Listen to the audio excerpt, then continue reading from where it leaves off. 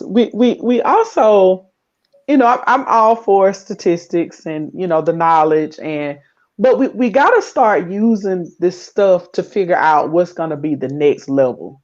How do we reduce some of these harms in our communities with the information that we know and we've gathered about each other? Because I think we have a tendency, and this is kind of my beef, if you will, with the manosphere sometimes, is that you have individuals within who are just, we just slinging mud at each other. We in one big old puddle talking about how dirty everybody is, and ain't nobody getting out the puddle, and ain't nobody stop throwing mud. We just going back and forth, back and forth. When we really need to figure out how is this dysfunction between men and women, how it's spreading abroad and causing harm in the Black community as a whole. You know, I think that a lot of times, as far as with sex relationships, I mean, I'm a Christian woman. I consider myself somewhat traditional. I consider myself a submissive wife. Um, but I accept that not every woman is going to move the way I'm going to move. And I think when we talk about, shifting gears and, like I said, changing some of these harms, we got to start showing people, what are the benefits of certain things if you live this way.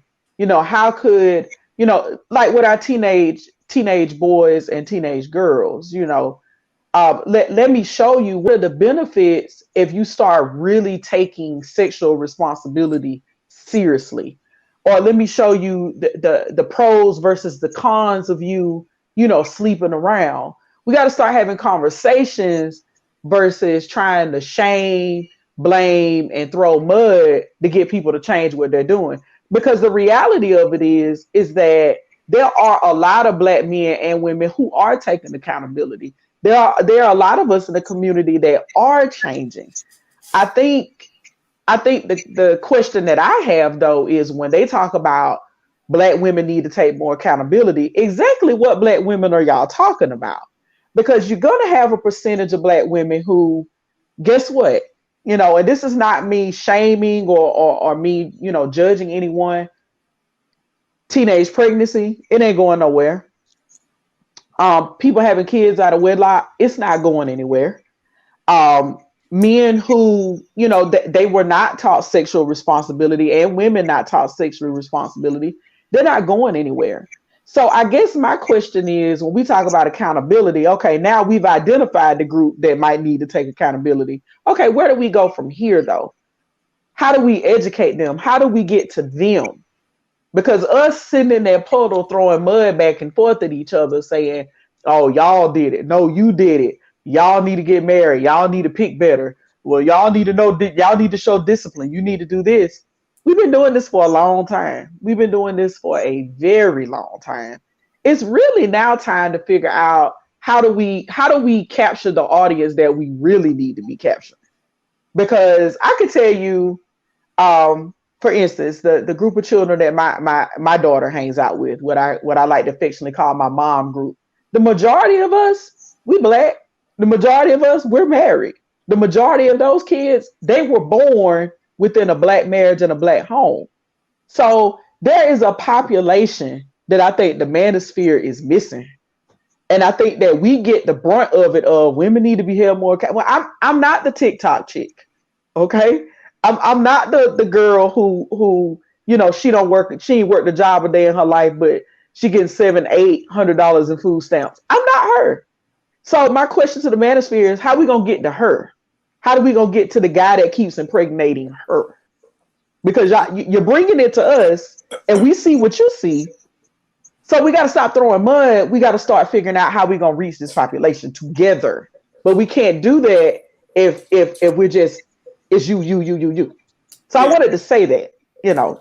I dig that. I dig that a lot, and I do want to say, because I see this a lot too. And again, like I said, I'm very statistics based. We can't always confuse stating statistics, facts, things like that. Even though the facts might be negative, it's not to be looked at as a negative or positive thing. It's just what it is. It's the facts. So it's like, what are we going to do with that? Now, what you say about the men who are impregnating these women, the men creating baby mamas, I 100% agree with y'all. If y'all are if a man is part of that problem and he's over there basically sounding like me, like blaming black women for having kids, but he's the one impregnating women, creating baby mamas. Nah, to me, a man like that is null and void. Like, no, you're part of the problem, and even if you are part of the problem, you can still speak on it, but you have to speak on it. You have to take accountability yourself for being a part of that problem as well. So if we're seeing men who are part of that problem, dogging women, like, nah, forget what they say. But again, like you said, show the benefits of doing things the right way, and that could possibly I guess inspire people to do more of that. However, again, I feel like we just haven't been seeing that. But again, because the norm is the non-nuclear family within our community, so there's just not enough examples of the right for the majority of us to see, to emulate. I know you and your circle may have that situation, but that's literally the minority of African Americans. I wanted to add something to Rashad, to what you were saying about those statistics and things like that, right?